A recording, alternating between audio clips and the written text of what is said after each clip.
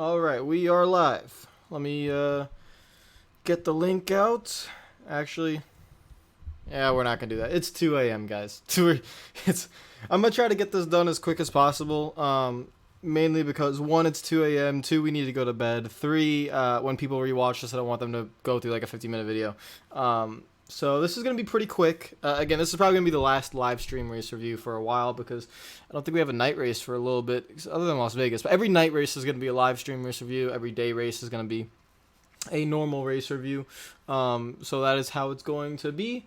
So let's talk about the race. It literally just ended, like right now.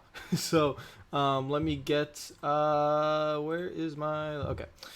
So spoiler alert, if you haven't watch the race or you're watching this later on, I'm going to show the race results right now. These are unofficial though, so if you guys can do me a favor and send me some stuff through Twitter, like the point standings, just the point standings. I don't need the actual like official race results, just if you guys can send me the point standings, I would really appreciate that. So let's go to the race results, and then we'll talk about the race like overall in general. It was a really good race, very surprising in some ways because we didn't know how this 2019 aero package would be at this track, and it succeeded. It was really good, like better than the old package in my opinion when it came to Darlington.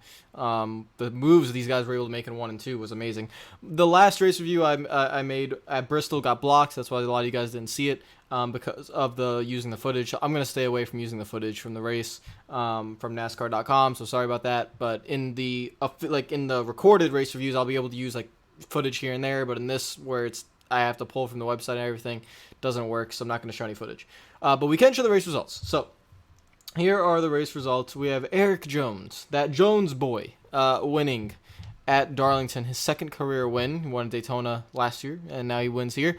Larson and Kyle Busch, those are the three class of the field guys in stage 3. Each stage had a different class of the field guy. I think stage 1 and 2 really showed the Ganassi cars being very strong, and then Gibbs came up, and Larson was there the entire night.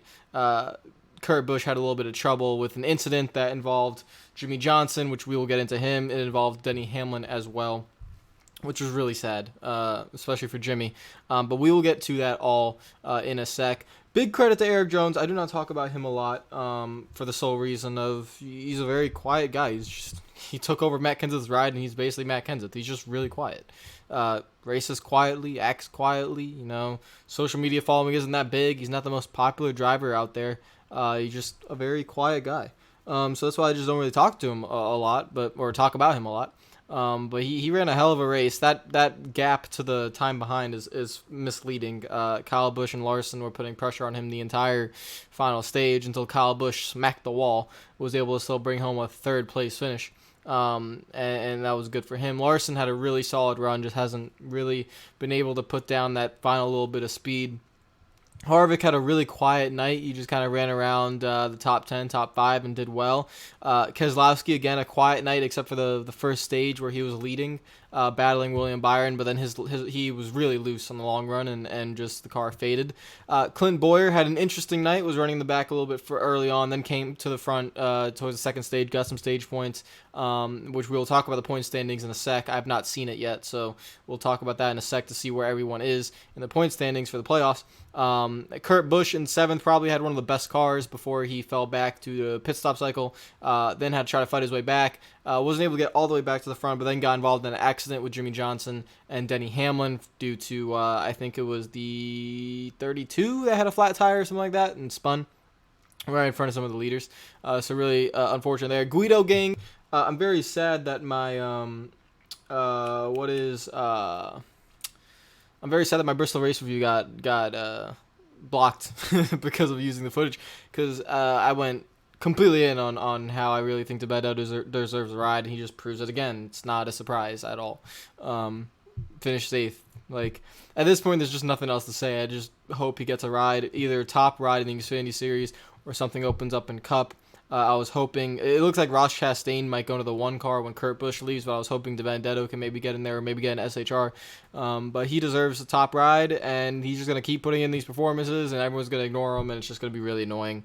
But hopefully he can win a race before the season ends, maybe at Talladega, maybe at the Roval, maybe at Martinsville, somewhere like that, because he does run well. But he can't win a race at a track that still requires a lot of the car power. This is a driver's track to an extent, and that's why you saw DiBenedetto run well, but you still needed a really good car. And so he took that car to where it could be. Ran really well. Paul Menard had a really good night as well in 9th place. Solid run from it. Austin Dillon ran well. He's been running well most of the season. He just doesn't get finishes for situations here or there. Finishes 10th. Daniel Suarez did it for Guido Gang. He actually turned Newman earlier on in the race. So Suarez is now an official member of the Guido Gang. Even though I was saying that DiBenedetto should take over Suarez's ride, he is a member of the Guido Gang, and he is welcome to 100% and, join the club. So Suarez is part of Guido Gang now. Chris Buescher ran top 10 all night. Kind of sucks that he finished 12th because he ran top 10 all night. Should have done better. Another driver, along with Matt DiBenedetto, that might deserve a top-level ride here soon. Ryan Blaney, Joey Logano, Martin Truex Jr., Jimmy Johnson, Eric Almirola round out the top 17. Then Bowman, Elliott, Dillon round out the top 20. The Hendrick cars were running well earlier on, and second stage they were running well, but none of them got the finishes that they deserved because 2 of them got involved in incidents with William Byron and Jimmy Johnson getting involved in the same accident in that wreck in the final stage. Alex Bowman had a tire go down, I think, with in the final part of the race. And Chase Elliott, I actually don't know what happened to Chase Elliott. He just slowed up a lot. I guess I missed what happened to him, but his car was really fading as the night went on. Truex, I actually don't know what happened to Truex. You guys have to let me know, because I don't know what happened to it. Did he get involved in the wreck? I'm not really sure. Logano had a flat tire, and that's why he's back in 14th. So all these guys, Jimmy Johnson had the nose damage and had no speed. So that is why he is back here. And then the rest of the results from William Byron on, or Ty Dillon on. Ty Dillon, William Byron, Ryan Preece, Newman, Wallace, Castle, Reagan, Tiff, Chastain, Hamlin, Sorensen, Nemechek, Yaley, Stenhouse, Gase, Smithley, LaJoy, Hemrick, McDowell, and McClure. I still can't pronounce that last name. Oh my god, I gotta learn it. Denny Hamlin, his streak of 6 straight top 5 finishes, I think is over with the 29th place finish, but he was running top 3 before that whole incident happened. So you guys are telling me that Twitter, we got the standings on Twitter, and I need a straight picture. There we go. All right, Bryce, thank you very much. Here he is. Bryce, thank you, my friend. Bearded gentleman, thank you, all you guys, appreciate it. Here, Josh, thank you. Thank you. we all got the point. I guess we'll just use the first one here that sent it. Wait, no, this is wins, so that's not it. Yeah, let's go back up here. Okay, so beautiful curved TV, my friend. Here are the point standings, and this could have looked very different if that wreck did not happen. Because I think Jimmy would have been a lot closer to the cutoff line if that didn't happen. And so, very big deal there. Jimmy could have finished top 5 most likely. So, if you take a 16th place finish and add, 11 points, that's where he could have been. And so, very interesting how that would have played out, along with, let's say, Denny Hamlin finish, and some of those are ahead of Daniel Suarez. So, it could have been a very interesting gap to where that would have been. But heading into Indianapolis, it's looking like Jimmy's going to miss the playoffs. But to be fair for Jimmy Johnson, it's not a big deal. I know everyone wants their driver to make the playoffs. But for Jimmy, technically, it's not a big deal. Because 1, he's already a 7-time champion. 2, he's already a legend. But 3, that team sucks. That team has not been good the entire year. And what's important for them is to improve the speed of the car and for Jimmy to get back to his Jimmy ways. Making the playoffs does not matter when you are that slow, which is why, again, I have a problem with the point standings. When you allow 16 drivers in, it's too much. It doesn't mean anything. If you allow 10 drivers in, now we're talking. It should be hard to make the playoffs. I mean, once you allow 16 guys, I mean, we're talking about Menard, Buescher, no disrespect to Suarez, but he's one of the lesser SHR cars. Newman. None of these guys they're not going to have a shot. And Jimmy is in that category as well. So it's just not very important, really, for any of these guys. Clint Boyer, Daniel Suarez, they should be focusing on running better. And Jimmy as well, because when you look at especially the playoff format it is now, I mean, these guys have a less than 1% chance of getting a Homestead. It's just that simple. They'd have to win in each round, especially the final 2 rounds, to make it to Homestead, and they haven't won all season. So what's going to show that? So it's just not very important. That's why I'm not really interested in this playoff standing race. The only reason why I'm interested technically is because Jimmy's involved in it. It's kind of funny and kind of sad in a way to watch, a 7-time champion kind of flounder like this and not run well. So really unfortunate for Jimmy, but he did run well tonight. That's one thing that we do have to talk about. He did run really well tonight and finished didn't finish, but he ran top 5, was running second, showed off his driving capabilities. Car was very loose, and he didn't really make a mistake all night. Just wrong place, wrong time for the wreck. So really unfortunate there. Kyle Busch is most likely going to win the regular season point standing, so add 15 points to the 30 that he has, and that puts him at 45. 'Cause I think he's battling Logano for that regular season point standings. I don't have that. I don't even know if they show that, but the regular season standings that I usually can never find, they're somewhere. I know it's just between Kyle Busch and Logano, and I know Kyle Busch is most likely going to win it. So if Kyle Busch gets to 45 points, as long as he doesn't have a bad race in the final round, he should be good for Homestead. If he does have one bad race, that's the cushion that he has that will go away, but he will still, be near that point cutoff line, wherever that might be, in the last round of the playoffs. Denny Hamlin, Truex, Keselowski, Logano, Harvick, Elliott, Kurt Busch, Alex Bowman, Eric Jones in the top 10. Larson, Blaney, Byron, Almirola still also in there as well. And Boyer and Suarez are the only ones that don't have the clinched playoff berth yet. So they're looking for that. So that is the point standings. In the end, again, I know I'm going to try to keep this not to be too long. In the end, the race was really freaking good. Like, if we talk about the race itself, I think we saw a lot of racing we don't normally see at Darlington. For example, when you enter turn 1, you necessarily don't want to go side by side through turn 1, but also they were going full throttle early in the run, and it made for really interesting tactics in turn 1 because especially on restarts, the front 2 cars could kind of like block each other in 1 and 2, and that's just unheard of. So a lot more stability in the car, mixed with still that instability. The cars were still getting loose. You still had to drive them, especially through 3 and 4, but also through 1 and 2, just how Darlington is as a track. So the package really worked, I think, in my opinion at least. It really worked here. The racing was really solid. I think that's one of the best Darlington races we've seen. Not saying that the low downforce was bad or was not great either. I thought low downforce was great as well. Last year and 2 years ago, I thought Darlington's just a great track for good racing. But this one really, for some reason, it really did such a great job at bringing out aggressive racing, especially in 1 and 2 and 3 and 4. You could use the apron, you could run up top, you could do anything. So it was really good. So I don't know how your guys' thoughts on it was, because in my opinion, I thought it was fantastic. And the end did not ruin the race. I mean, yeah, I think a lot of you guys don't like Gibbs. I mean, that's what I get from a lot of NASCAR fans don't like Gibbs. So you had 2 Gibbs guys battling it out, but take away who's in the battle for the finish and look at it objectively as a race.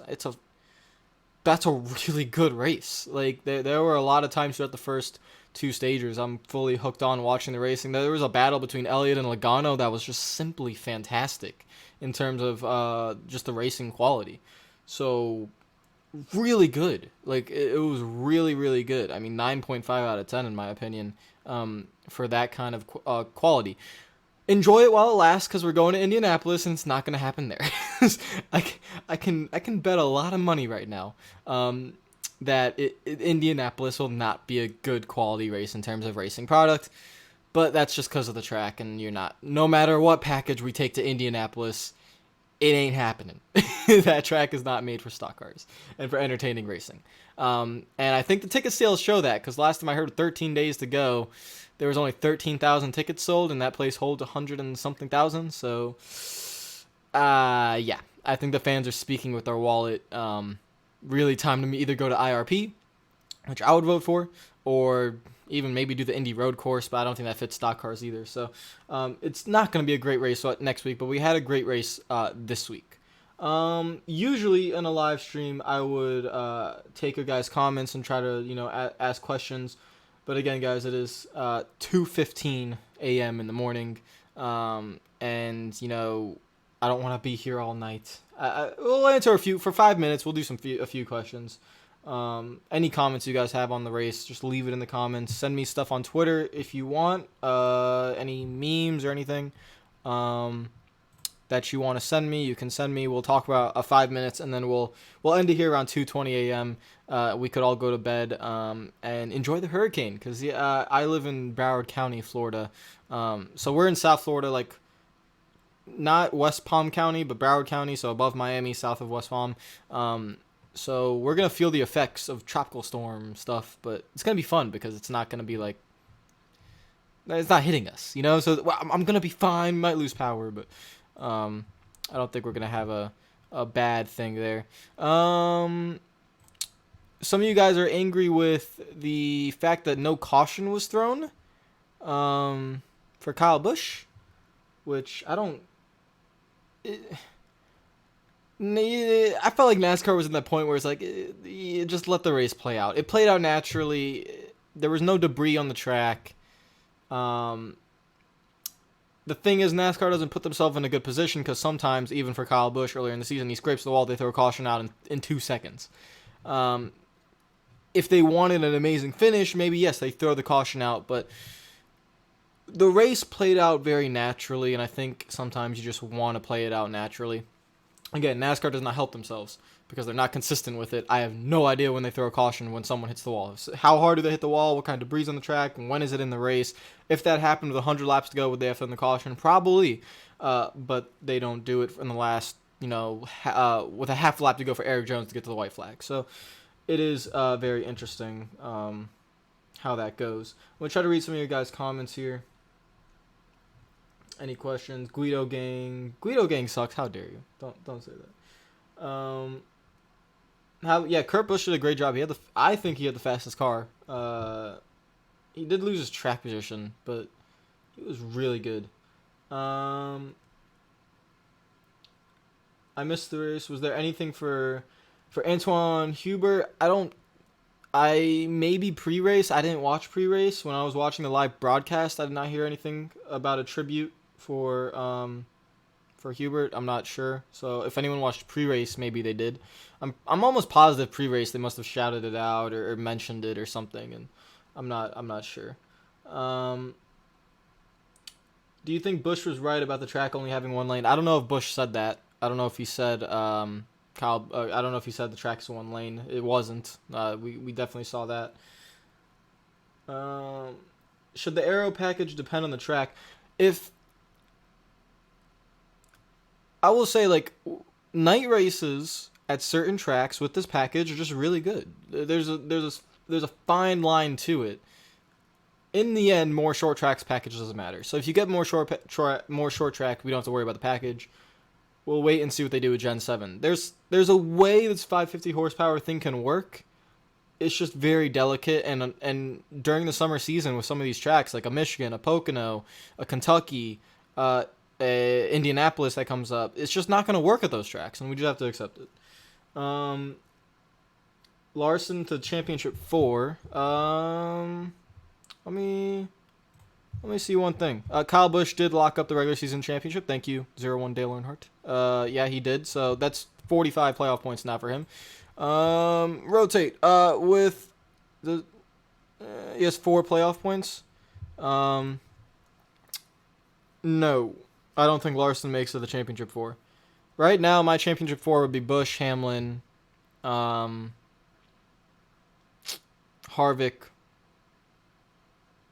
and I think Elliott wins in the final round, either at Phoenix, or second to final round, either at Phoenix or at Martinsville.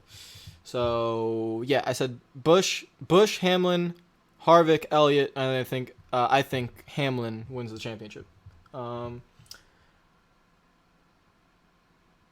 Joey's problem with Chase early on in the race. It's good racing. I don't have any feeling about it. That was one of the best battles the entire race. It was freaking amazing. Obviously, as a driver, you're gonna be pissed. I mean, the dude's holding you up.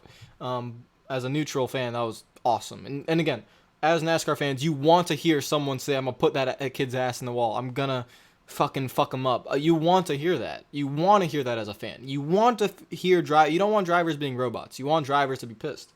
So whenever you ask me about two drivers having an argument, I'm always gonna be like, "Hey, that's awesome." I'm not usually gonna, unless one driver did something really stupid. It's racing. You're supposed to get angry.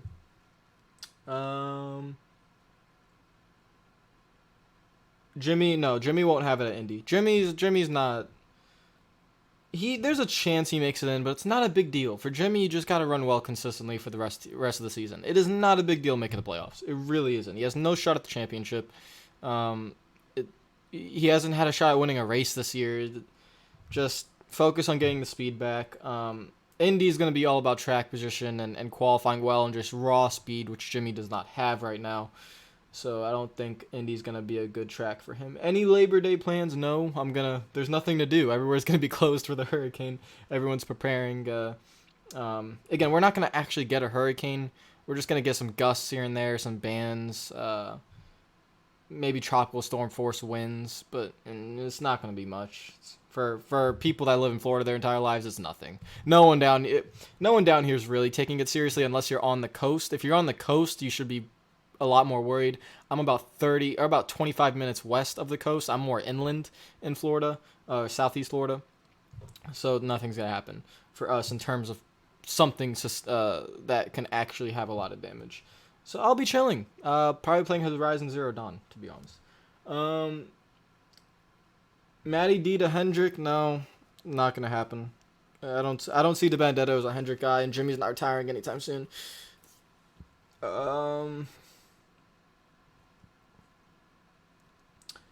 The throwbacks broadcast and stage shoot. Kyle Petty's fucking awesome. So anytime I can hear Kyle Petty commentating, I thought some of the stuff on TNT with him was amazing. So I really enjoyed the Kyle Petty Dale and Dale broadcast.